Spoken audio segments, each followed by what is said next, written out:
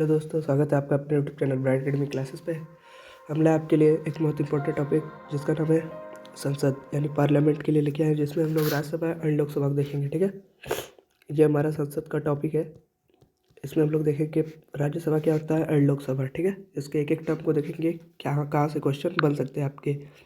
चलिए देखते हैं। सबसे पहले बात करते हैं, जो पार्लियामेंट होता है वो 3 चीज़ों से मिलकर बना होता है। पहले आपका राज्यसभा आएगा, फिर लोकसभा और एक प्रेसिडेंट। ये 3 लोगों से मिलकर बनता है आपका पार्लियामेंट। ठीक है, यानी संसद का निर्माण किससे होता है? पहला तो राज्यसभा, दूसरा लोकसभा और प्रेसिडेंट। ये 3 लोगों से मिलकर आपका बना होता है पार्लियामेंट यानी संसद। ठीक है, तो एक एक करके देखते हैं। सबसे पहले बात करेंगे राज्यसभा की। ठीक है, तो राज्यसभा का उल्लेख अनुच्छेद 80 में यानी आर्टिकल 80 में इसका उल्लेख किया गया है। किसका?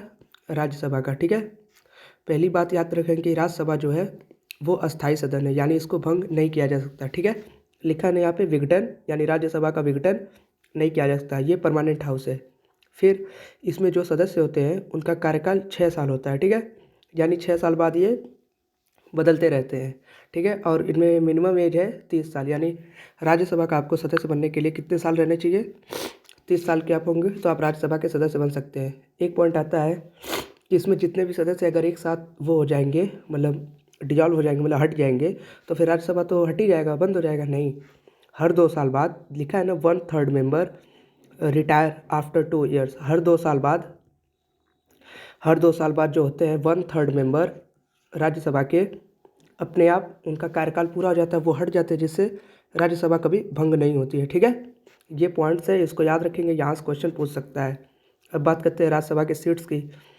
तो इसमें टोटल सीट्स है 250, यानी 250 सीट्स है राज्यसभा में, जिसमें 5 सीट जो है वो वैकेंट है, यानी खाली है, अभी तक भरे नहीं है। ठीक है, यानी इस पर कोई भी व्यक्ति बैठा नहीं है, 5 सीट खाली है।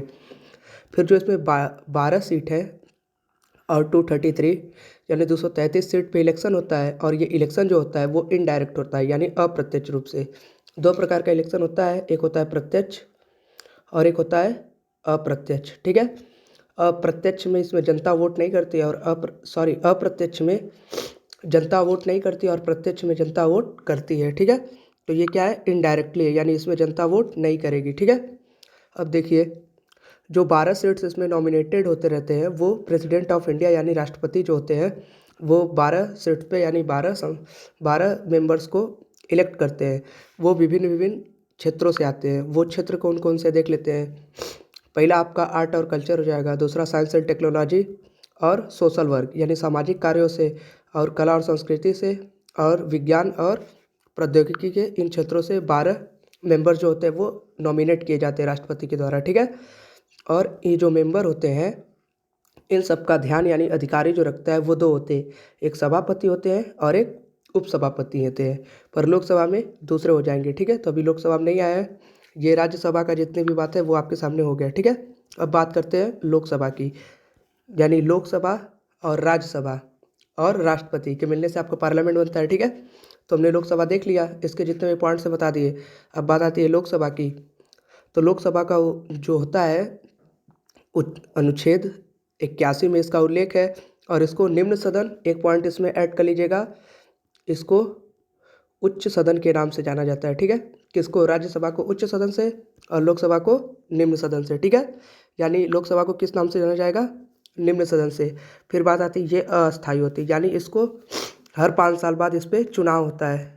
ठीक है, लोकसभा का चुनाव कितने साल बाद होता है? हर 5 साल बाद लोकसभा का चुनाव होता है। ठीक है, फिर ये डिजॉल्व हो सकता है, यानी 5 साल बाद नई सरकार बनेगी। ठीक है, इसमें जो मेंबर होते हैं वो भी 5 साल के लिए आते हैं। ठीक है, और इसमें जो मिनिमम एज होती है उनकी वो 25 साल होती है, और इन राज्यसभा में 30 साल होती है। ठीक है, यही जो मेंबर होते हैं यही जीतते हैं। तो फिर जिसकी पार्टी में ज़्यादा मेंबर होते हैं, यानी जिस पार्टी मेजोरिटी में रहती है, वो पार्टी का सरकार बनता है और उसी का कोई नेता पीएम बनता है। ठीक है, जैसे 2014 में प्रधानमंत्री भारतीय जनता पार्टी जीती थी, तो फिर जिसकी वजह से प्रधानमंत्री जी क्या बने थे? कौन थे? नरेंद्र मोदी जी। ठीक है, चलिए अब आगे बात कर लेते हैं इस पे सीट्स पे। तो यहाँ हमने ऊपर लिख दिया है कि राज्यसभा, लोकसभा और प्रेसिडेंट के मिलने से संसद यानी पार्लियामेंट का निर्माण होता है, और विधान परिषद और विधानसभा और गवर्नर यानी राज्यपाल के मिलने से विधानमंडल का निर्माण होता है। ठीक है, अब देखते हैं राज्यसभा में सीट्स कितने हैं।